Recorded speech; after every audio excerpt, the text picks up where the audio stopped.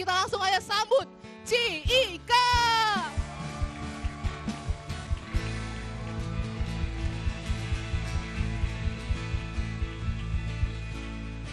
Good morning FLCC. Alright, so nice to be among you. Karena I felt like aku seumuran sama kalian. Soalnya udah dibahas umur tadi, jadi ya udahlah ya, udah nggak ada secret lagi di sini ya kan. Sebelum kita mulai masuk ke Love Stories part yang keempat, aku mau ajak kita sama-sama berdoa, oke? Tuhan Yesus, kami mengucap syukur kalau pagi ini kami boleh sama-sama ada di rumah Tuhan. It's such a joy to be in your presence, such a joy to worship and praise you together with our friends. And now Lord, we want to listen to your word. Kami mau dengar apa kata firman Tuhan, dan kami mau belajar lebih banyak bagaimana cara Tuhan mengasihi, menjaga kami, dan bagaimana kami bisa mengasihi dengan cara yang Tuhan inginkan seperti yang ada di dalam firman Tuhan. Terima kasih Bapak, urapi setiap kami, jagai setiap kami, biarlah kami membuka hati, pikiran, telinga kami untuk kami menerima firman Tuhan, bukan hanya mendengar, dan kami juga bisa melakukannya. Terima kasih Bapak, urapi lidah bibir hamba-Mu untuk menyampaikan hanya apa yang menjadi isi hati Tuhan. Hanya di dalam nama Yesus kami sudah berdoa dan mengucap syukur. Yang siap untuk menerima firman sama-sama katakan amin. Alright, silahkan duduk teman-teman. Apakah saya boleh minta minum? Makasih, soalnya tadi Gap memaksa saya kardio pagi-pagi ya. Yes. Oh, danke. Sudah ada Bung, terima kasih. Alright, siapa yang belajar banyak selama 3 minggu tentang love stories? Tunggu.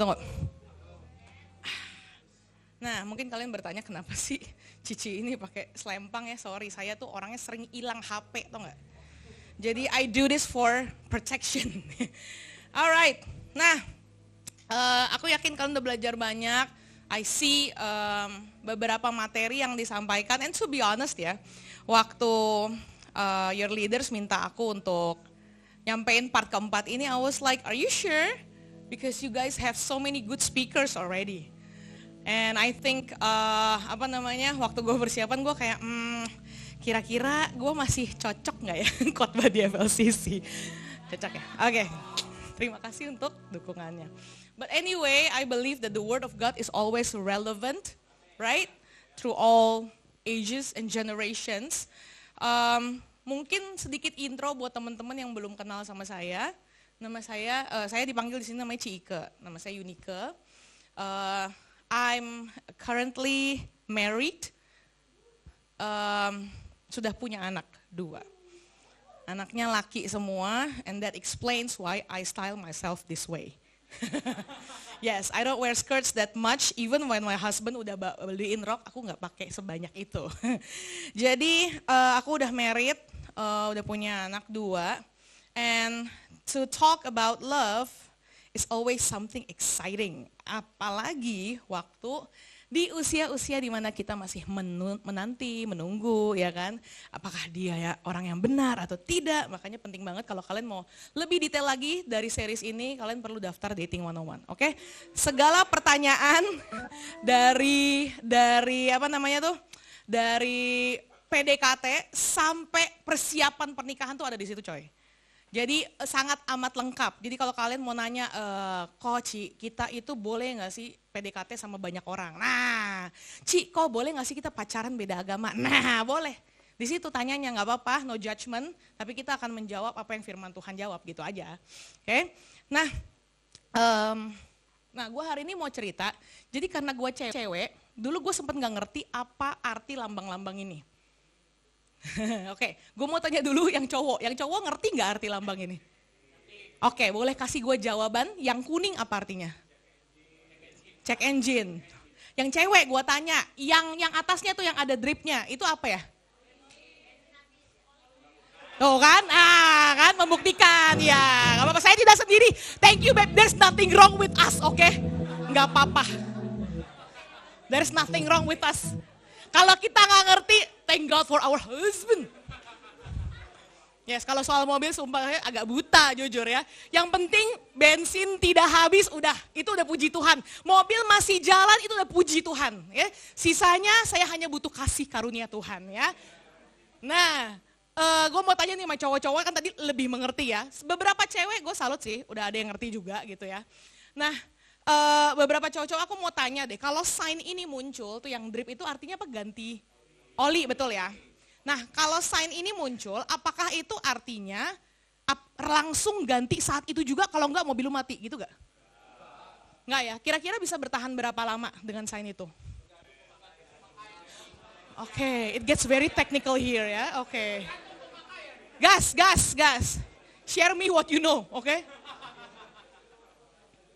Tergantung pemakaian, oke. Misalnya kalau makainya buat ngebut terus, ya oke, 2 minggu, that's a lot of, oke, gue pikir sekitar 2-3 hari, ternyata salah ya sekali lagi. Oke, so tanda ini biasanya tuh muncul di mobil kalau udah, ada peringatan, betul ya? Kayaknya oli lu udah mau habis nih, udah saatnya lu ganti. Tetapi tanda ini kan seperti kalian bilang, kalau dia muncul belum tentu langsung harus diganti hari itu juga, betul ya? It can be weeks, sometimes bisa bertahan 1 bulan, tergantung dari pemakaian, oke? In my case, menurut pengertian saya ya, ternyata bisa juga beberapa hari. Nah, kadang-kadang teman-teman, kita suka ignore sign-sign kayak gini. Ada orang-orang yang ignorant seperti saya pikir, tanda apa ini? Biasanya kan kalau mobil dinyalain ya, dia kan suka memunculkan banyak tanda-tanda dalam sekaligus gitu kan, jeger, nyala semua, I don't know what this means, as long as ini enggak di ya kan, masih tengah-tengah jalan gitu. Nah one time gue tuh pernah, gue gak ngerti ini apa maksudnya, so I walk gitu. Nah terus tiba-tiba waktu aku jalan, somehow mobil aku itu mulai berasap.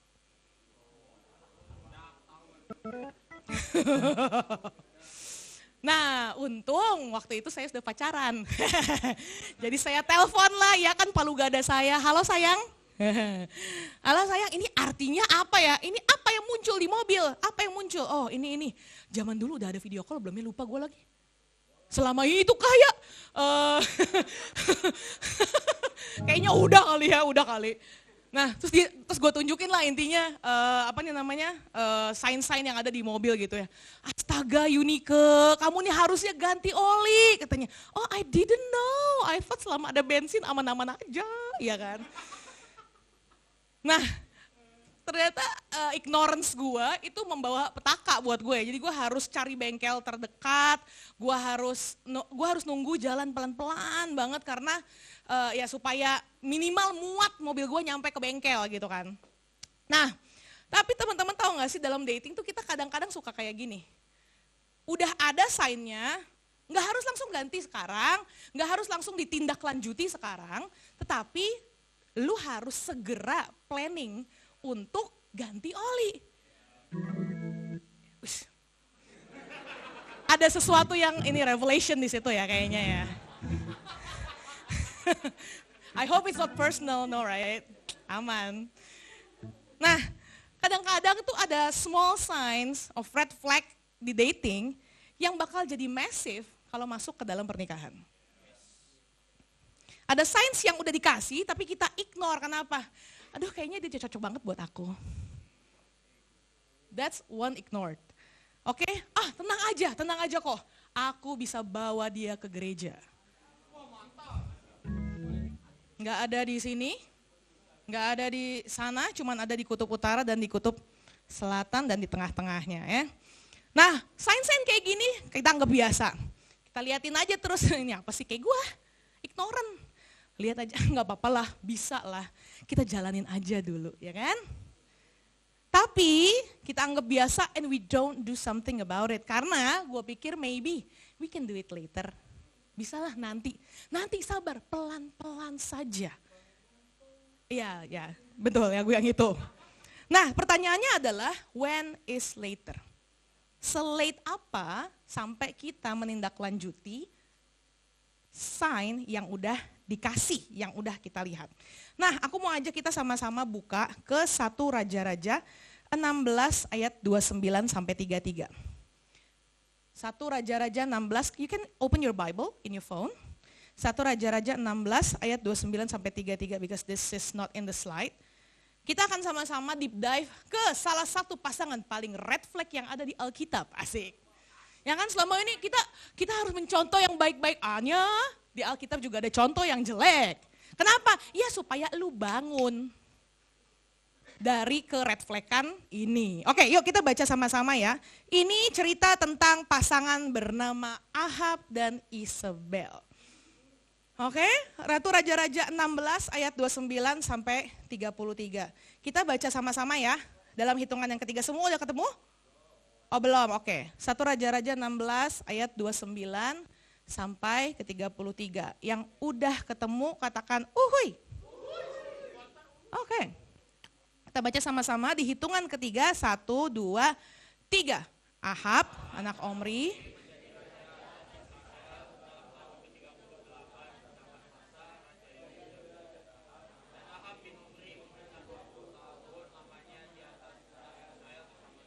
Ya. Ahab bin Omri melakukan apa yang jahat di mata Tuhan lebih daripada semua orang seakan-akan.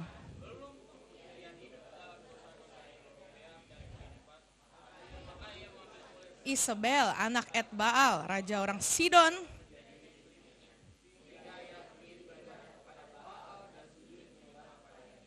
Kemudian ia membuat mesbah untuk Baal itu di kuil Baal yang didirikannya di Samaria. Sesudah itu Ahab membuat patung Asyera dan Ahab melanjutkan bertindak demikian sehingga ia menimbulkan sakit hati Tuhan Allah Israel lebih dari semua raja-raja Israel yang mendahuluinya. Okay, so basically the Bible is saying that Ahab is a walking red flag.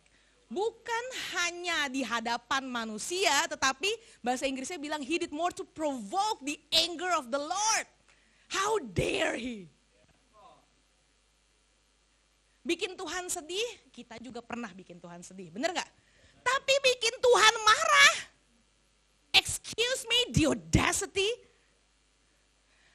Ahab ini orang kayak gini. Dia tuh gak peduli, dia itu bodoh amat.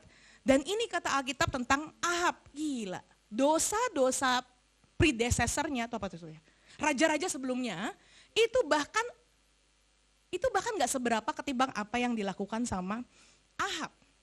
No, so ayat 31 dibilang begini, as though it had been a trivial thing for him to walk in the sins of Jeroboam. Jadi Jeroboam ini adalah raja pertama yang mendukakan Tuhan dari Israel. Kenapa? Karena dia itu orang pertama yang tadinya bangsa Israel itu harusnya membuat altar menyembah Tuhan. Yeroboam adalah raja pertama yang udah screw this, I'm gonna worship idols. Bukan idol yang gini-gini, bukan. I'm gonna worship idols gitu ya. Nah, Yeroboam aja kalau kalian baca di kitab Raja-Raja, dia itu udah bikin marah dan bikin sesat satu bangsa. Tetapi di ayat ke-31 dibilang as though it had been a trivial thing. Dalam bahasa aslinya, trivial ini disebut hanakel atau enteng, light. Jadi buat Ahab, it's very light untuk dia melakukan hal-hal ini. Buat dia, menyembah berhala, biasa sehari-hari kayak makan nasi. Melakukan apa lagi? Persembahan yang gak suci, biasa. Trivial itu sesuatu yang enteng, yang insignificant. Gak apa-apa lah Tuhan, satu link lagi, boleh tanggung Tuhan, tanggung, udah enak nih, udah enak. Aduh tanggung Tuhan, besok aja lah baca Alkitabnya. Aduh jangan deh, jangan sekarang, besok aja saya bakal putus. Kenapa? Biasa, ntar aja. Kenapa? Soalnya gue masih butuh dia sekarang. Nah karena dia tuh biasa melakukan hal-hal tersebut dan dia anggap biasa, coba gue mau tanya, buat orang yang sering ngomong kasar, apakah dia ngomong kasar itu mikir dulu atau langsung keluar aja? Exactly, kenapa? Karena dia lakukan itu setiap hari. So buat Ahab itu sama, trivial. Ya gue ngomong kebun binatang itu biasa. Karena dia biasa, dia semakin apa? Semakin tumpul.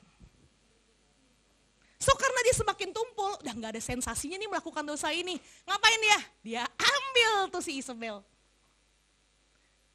Kenapa ngambil Isabel dianggap sebagai dosa? Karena dia tuh orang Sidon coy.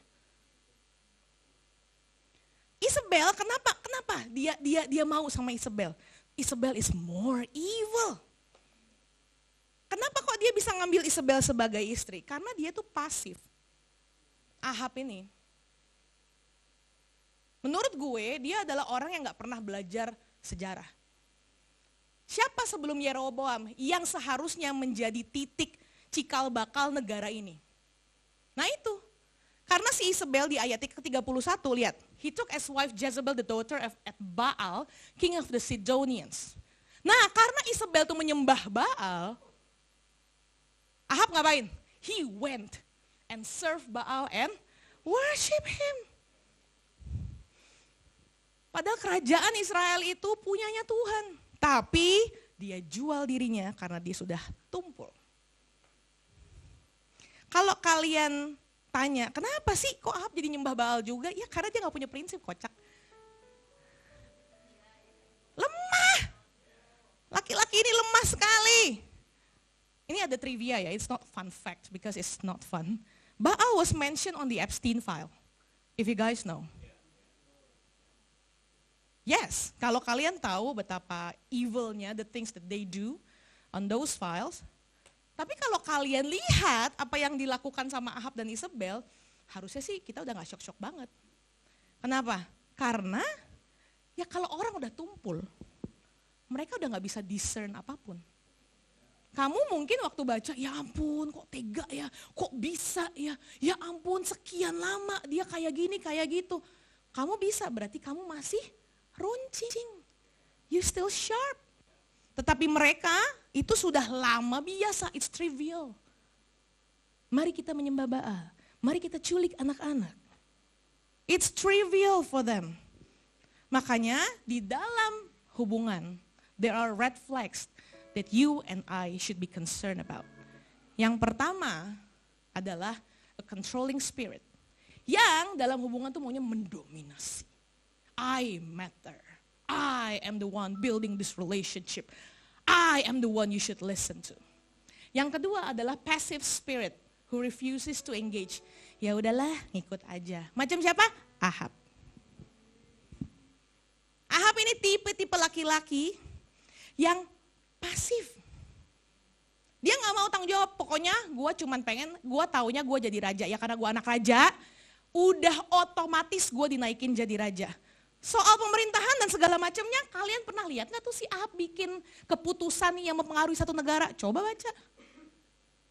Ahab itu cuma mau duduk enteng, duduk diam, makanya dia peristri si Isabel. Kenapa? Isabel itu orangnya dominan. Nah setelah dia aja bikin istri senang katanya. So, let's talk about the passive spirit first, oke? Okay? Di 1 Raja-Raja 21 ayat 2-4, ini kita baca sama-sama ya. Bisa bacakan semuanya? Cukup kelihatan ya? Oke, yuk kita baca sama-sama. 1, 2, 3.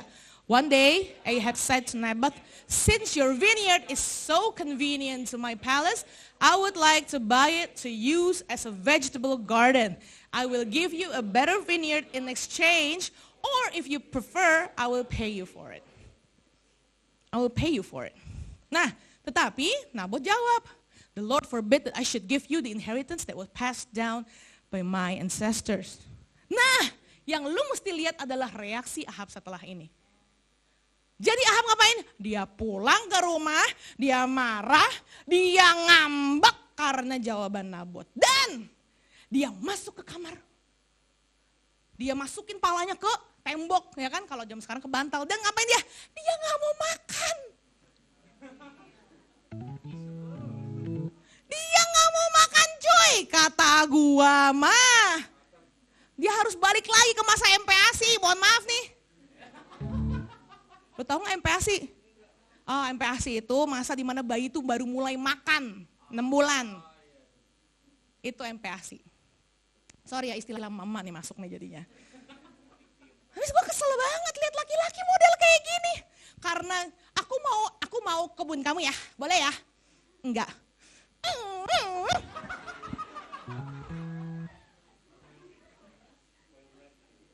Ini laki-laki macam mana? So sorry dude. Udah gede tapi suka ngambek kalau nggak dibales chatnya. Udah gede tapi kalau ditegur malah lebih baperan dia. Laki, tapi waktu dikasih jawaban enggak, bukannya berdoa minta hikmat, nggak berusaha negosiasi, nggak berusaha apa, malah ngambek. Ada di sini yang masih malas makan karena patah hati, ada.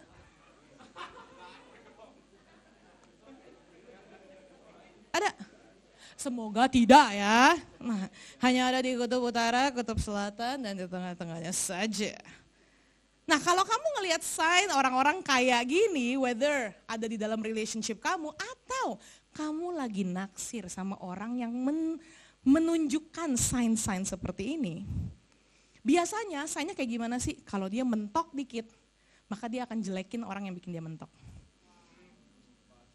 Kalau dia ditegur, maka dia akan lari ke orang satunya dan ngadu apa yang diomongin sama yang tadi negur dia. Instead of looking inside, instead of looking for solutions, mereka menyalahkan apa yang ada di sekitar mereka. Ngambek. Okay, that's not very manly. Nah, jangan sampai kita ignore that sign on your dashboard. Imagine kalau misalnya kamu seorang cewek yang takut akan Tuhan, kamu sudah tergabung di komunitas FLCC, kamu senang menyembah Tuhan, you love the presence of the Lord, you give your life to Jesus, kamu udah mau masuknya jadi SGL, terus ketemu nih cowok Kristen, tapi kalau ditanya, lulus kuliah mau ngapain? Belum tahu, lihat nanti aja lah. Atau misalnya setiap ada masalah malah nyalahin orang lain. Gua tanya, yang cewek ini potensi atau masalah? I have to tell you this because sometimes to be honest, kita nih, apalagi manusia yang namanya wanita, itu sering kebawa yang namanya perasaan. Jadi kita tuh butuh spion dari orang lain yang bilang, gue lihat nih ada sign di dashboard tuh yang udah kuning-kuning nyala-nyala. Remember, jangan begini. But then kita bilang, Cici mah gak ngerti aku. Gue gak bilang passive spirit ini cuma ada di laki-laki loh ya. Kebetulan di kisah ini Ahab lah yang pasif. Tapi kan Ci, kita kan gak boleh judge the book by its cover. Iya, tapi kan lu gak buta. Maksudnya gini, maksudnya. Kan kamu nggak bisa nyetir mobil dalam waktu yang lama kalau kamu terus ignore those signs. Ini itu nggak cuma buat laki tapi juga buat cewek. Nih ada 3 red flag of a passive spirit. Yang pertama, dia lack direction. Nggak take initiative. Kalau ceweknya lagi bingung mau kemana kita sayang, aku nggak tahu. Decide, man. Aku punya alternatif nih. Kemarin aku udah cari 3 kafe yang bagus. Kamu coba pilih kira-kira kamu lebih suka yang mana. Kan bisa. Yang kedua, avoid hard conversations. Waktu kita nanya, kita kan udah pacaran nih kira-kira 2 tahun. Where do you see us going? Langitnya bagus ya, langitnya bagus. Avoiding hard conversations. Waktu udah saatnya dikoreksi, kemarin kita kan sempat berantem. Boleh nggak kita ngomongin tentang soal itu supaya kita nanti berikutnya bisa nggak berantem lagi? Yang kemarin nggak ada apa-apa. Yang ketiga, defer responsibility and an expert in excuse making. Ini adalah sign orang-orang yang pasif. Kok deadline yang kemarin belum selesai? Iya, soalnya aku ada bla bla bla bla bla bla bla bla. Atau kalau ada ditagih tanggung jawab, tolong dong follow up si ini. Seminggu kemudian kamu udah follow up belum? Oh, aku udah bilang sama si itu tapi dia kayaknya enggak follow up. Loh, yang disuruh kamu. That's a passive spirit. Kenapa mereka harus selalu jadi korban? I'm not saying that as a Christian kamu gak boleh lose motivation, gak boleh have a bad season or hardships. Enggak, kamu pasti akan mengalami itu. Kamu pasti akan mengalami kesulitan dalam hidup kamu. Tetapi bedain, kalau misalnya cuma sebuah fase, ya gak apa-apa. Semua orang akan mengalami fase itu. Tapi kalau ini sebuah pattern, ini akan jadi masalah. You have to realize that if it's a pattern, it's gonna be a problem. Everybody will have a phase di mana mereka harus melawan ego mereka sendiri. That's alright. Semua orang mengalami, gua pun masih mengalami. Tetapi kalau udah jadi kebiasaan, red flag. The opposite of love itu bukan hate, teman-teman. Hate itu minimal masih ada emosi di dalamnya. But the opposite of love is apathy. Apa itu apathy? Bodoh amat. Kita mau kemana? Serah. Hubungan kita mau dibawa kemana? Mana aja. Gak ada pursuit, gak ada goal. Udah give up sama hidup. Kamu kira-kira nih abis kuliah mau ngapain? Ya gak tahu, gue kemana aja hidup membawa gue. Dan kalau pas pacaran aja udah pasif, percayalah waktu married pasti pasif. Boro-boro ngajarin anak. Dan gak pernah kasih direction ke istrinya. Itu gimana? Dia aja bodo amat sama masa depannya, bagaimana dia tahu mana yang penting, mana yang enggak.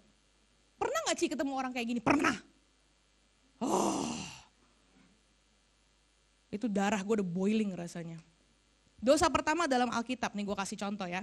Dosa pertama dalam Alkitab ini menjadi perdebatan besar buat cewek dan cowok. Yang mau gua tanya, siapa yang salah duluan?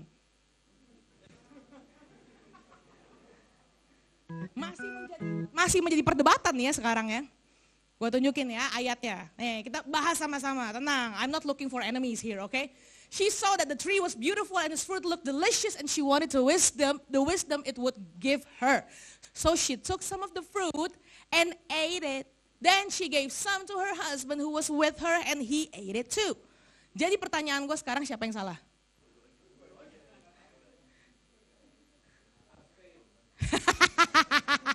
Cari aman nih.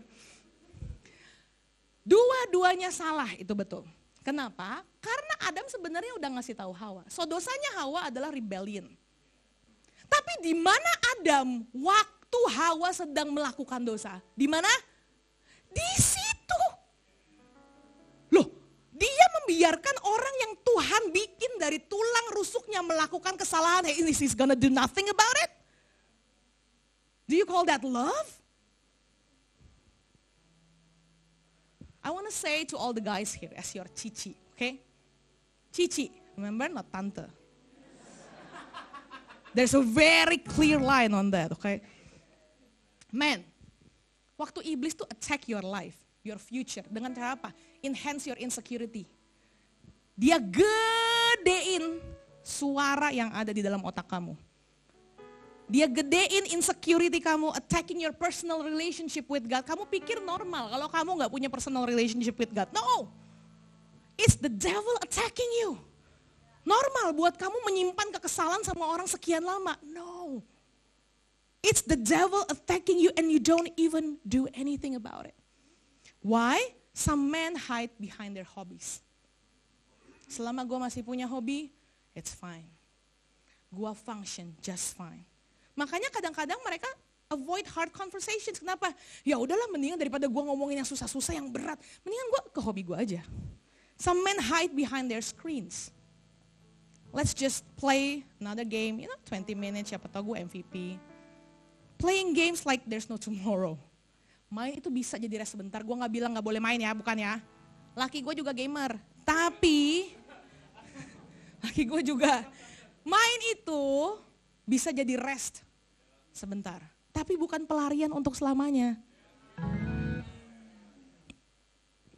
Some men hide behind their pursuit for money.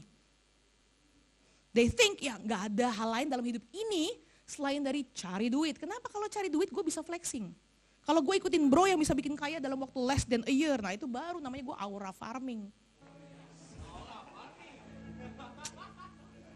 I look upon the dictionary of Gen Z, okay? Hubungan pribadi sama Tuhan. Maksudnya Cici, kita harus berdoa dan nangis-nangis di hadapan Tuhan gitu. It's awkward lah. Time wasting. Small group, no, I wanna go big. Ngapain masuk ke small group? some men hide behind the lies in their head. They're saying, you know what? I'm so young, I still got some time. I'm so young, I still got 5-10 years ahead of me. Gak usah gue serius-serius sekarang, gak usah. Now, YOLO bro. Gue hidup cuma sekali. Gue muda kapan lagi gue bikin salah, kapan lagi gue bikin dosa. And that's a lie. Tahu-tahu lu udah 28. Yeah, I'm serious. Gue baru aja ketemu orang 30 tahun udah mau kawin, gak tahu hidupnya mau ngapain. Tapi udah mau kawin, bingung gak? Gue sih kasihan sama calon istrinya, gue aja bingung. Ini cewek gak ngelihat sign red flag-nya apa gimana? Man, you are called to lead by God's example. Listen up man, the spirit that is resurrecting Christ from the dead itu ada di dalam kamu. Kamu tuh punya kuasa sebesar itu. We women, we love a man that leads. Come on. I would love my man to be able to lead us and our children in the fear of God. Nggak cuman laki, cewek-cewek. Aku mau kasih tahu. Buat kita nih, pasif itu bisa berarti gini. Kalau ada masalah dalam hubungan, kamu cuma nunggu dia untuk minta maaf sama kamu. Kenapa? Karena cewek selalu benar. Excuse me, as long as you're human, kamu juga bisa salah. Jangan punya kompleks yang kayak gitulah. Nggak kelas bro. Kalau kamu tahu bahwa kamu berharga, satu teguran itu tidak akan merusak confidence kamu. Harusnya itu membangun kamu. Gua bersyukur gua punya suami yang unapologetic dalam ngasih tahu gua apa yang benar. Kalau bukan karena dia, gua mungkin nggak akan pursue something higher now. Kalau bukan karena dia, gue mungkin masih tinggal dalam kebiasaan lama gue, yaitu mandi cukup sekali sehari. Because of him, gue punya standar kebersihan yang naik. Kesel gak Ci kalau dikasih feedback? Ya kesel lah. Emangnya gue gak punya perasaan? Kesel. Tapi gue juga tahu kalau dia ngomong itu bukan karena dia emosi, tapi karena dia sayang sama gue, dia mau gue jadi lebih baik. That's how a man should lead. Nah, mari kita ngomongin tentang the other red flag. Di sini, Isabel bilang gini, is this how you act as king over Israel? Get up and eat, cheer up, I'll get you the vineyard. Coba kamu notice di sini, apakah Isabel menjadi istri yang mendoakan? No, apakah dia menjadi istri yang memberikan semangat? Apakah dia menjadi istri yang berkata-kata tentang firman sama suaminya? Enggak, dia cuma ngomong, kayak gini nih Raja Israel. Dia ngapain? Dia merendahkan Ahab. Udah gagal berapa kali sih lo? Gimana sih jadi cowok segini aja pendapatannya? Cuman segini, I can do better. Sama kayak Isabel bilang, lo gak bisa, gua yang dapetin vineyardnya buat lo. Your word can shape your relationship. I know that this come both ways ya, buat ceweknya dan buat cowoknya. Di dalam relationship, kalau seorang wanita itu feel secure, nurtured, protected, ada kata-kata spiritual strength yang bisa keluar dari dia. Tapi kalau dia undervalued, underappreciated, ya dia bisa jadi dominan, kayak gini. Nah, Isabel, ini kalau misalnya kalian bayangin ya, kalau kalian baca ayat ini, kalian akan merasa bahwa ini adalah film dokumenter Netflix. Isabel, the queen of manipulation. Jadi dia akan menulis, road letter. Dia akan tulis, dia catut namanya si Ahab, penipu kan. Dia seal dan pakai sealnya Ahab. Dan dia kirim ke elders dan other leaders. Nih, panggil orang-orang ya, suruh puasa. Dan kasih Nabot di tengah-tengah. Place of honor. Nanti di tengah-tengah si Nabot, dudukin tuh 2 kriminal deket dia. Nanti 2 kriminal ini suruh apa? Suruh ngomong bahwa dia itu mengutuk Tuhan dan Raja.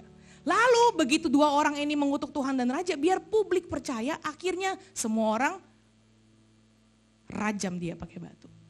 Can you imagine how manipulative this woman is? Dia mastermind of the cruelest murder in history. Gila kata gue. Ada 3 red flag orang controlling. Pertama, dia use guilt, use pressure to control. Kalau kamu sayang ya kamu harus gini dong. Yang kedua, your voice will not matter. Because they make all the decisions. Dia makan, jalan-jalan mau kemana, film apa yang ditonton. Harus sesuai selera dia. Selera kamu jelek, selera aku.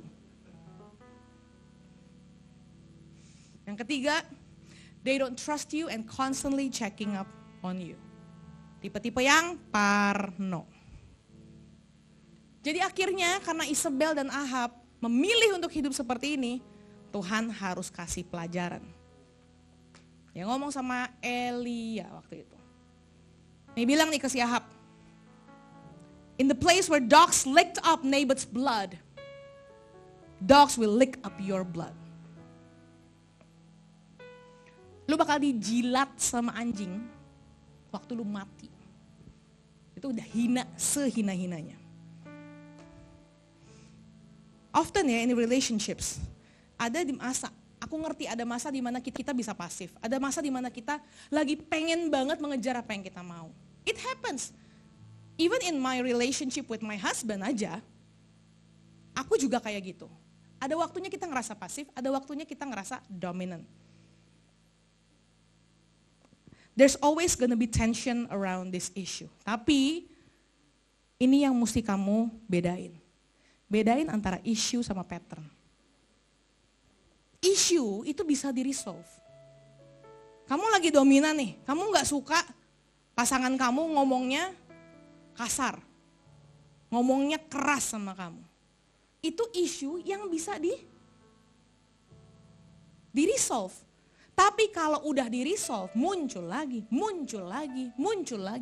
That's pattern.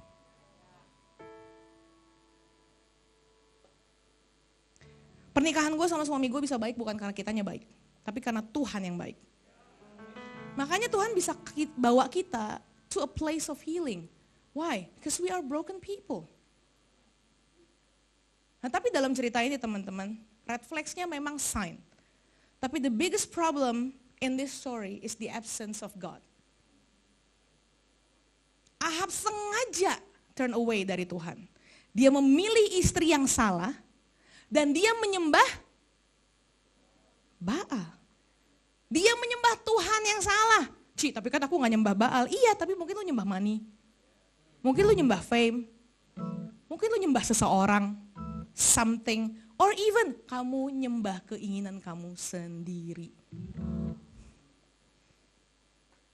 Kalau kamu lagi ada dalam sebuah relationship or looking for a relationship with somebody yang punya sign-sign kayak gini, I want to tell you, don't let your condition becomes your settlement. Kalau udah ada sign-nya, jangan ignore dia. Karena kalau kamu ignore kondisi kamu sekarang, it can become your settlement for the future. Aku mau close dengan ini.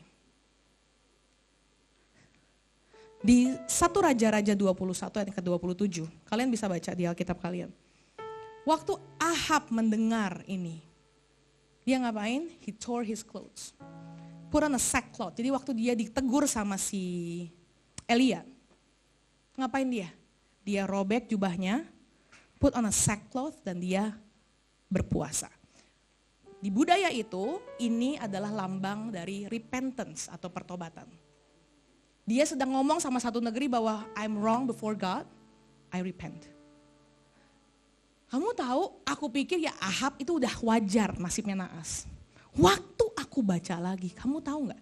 Di ayat 29, Tuhan itu ternyata sangat menganggap tinggi pertobatan. Di ayat 29 dia bilang ini, have you noticed how Ahab has humbled himself before me?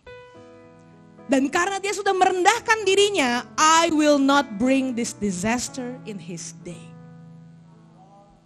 Wow. What a graceful God he is. Gila kata gue, kalau gue jadi Tuhan, ini orang udah gak layak hidup bahkan. Tapi karena kasih Tuhan terhadap, dia menganggap tinggi pertobatan Ahab yang cuma satu kali itu dalam seluruh momen hidupnya. So if you are entangled in a red flag relationship, aku cuma mau bilang, it's not the end for you. But if they are showing the signs, or you are showing the signs, please do not let your condition becomes your settlement. Amen. Aku mau ajak kita sama-sama bangkit berdiri, kita akan masuk ke dalam perjamuan kudus.